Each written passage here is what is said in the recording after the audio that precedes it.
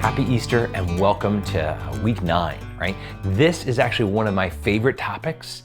We get to talk about the giftedness of each person. This is something that is fascinating.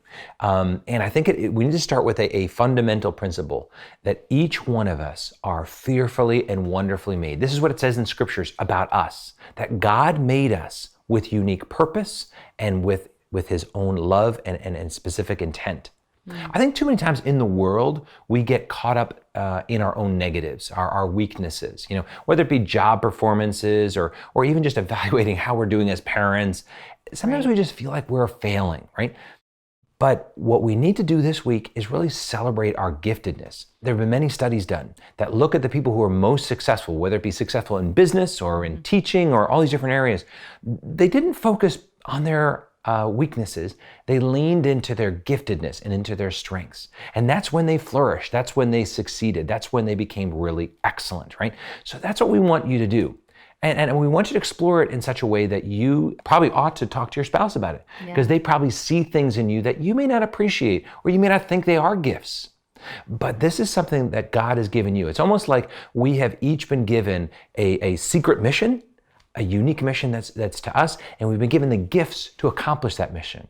And what we want to do is we want to be fully alive in what God has called us to do. There's a quote, one of my favorite quotes is St. Irenaeus, "The glory of God is man fully alive." And how do we be fully alive? We step into and we offer ourselves in our own unique way, kind of responding to our own mission and giftedness. Yeah, and that goes into why it's so important that we're aware of our giftedness, because our gifts are meant to be shared. That's right. This is how we can love and serve in the world in the unique way that God has set out for you. This is how we can serve our families. So really be an example to your children of how to give away your gifts, because they are meant to be shared. Now, the world tells us that our gifts are there to make us look good. And we can get caught up in this in ourselves and even in our kids, right? That they need to be the best of the best. We need to be the best. And that our kids have to have, the perfect teacher, the perfect soccer coach, the perfect, whatever, piano teacher. But this can easily lead to self-absorption if you're not careful.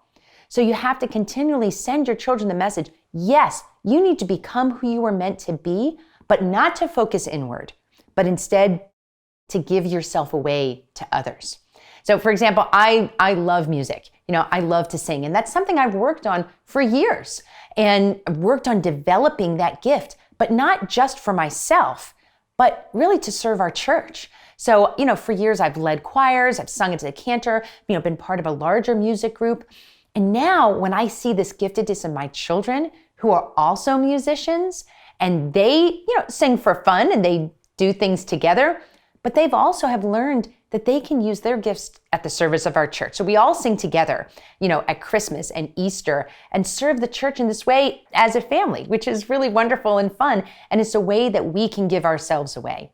So really think about this week, what are ways that your family's gifts can contribute to your community? Like, how can you develop those gifts in order to give them away to others? Yeah, so just to repeat, we want you to take time to talk with your spouse about their giftedness and talk together about your own and understanding, how am I doing? How am I giving myself away? And we want you to call out that giftedness in your kids, to look and find.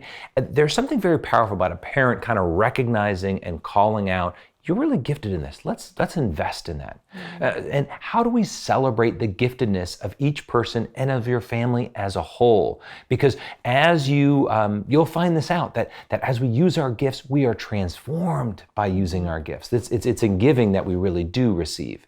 And there's a great quote that we'll kind of modify here from St. Catherine of Siena. We'll say, family, become who you are, and you will set the world on fire.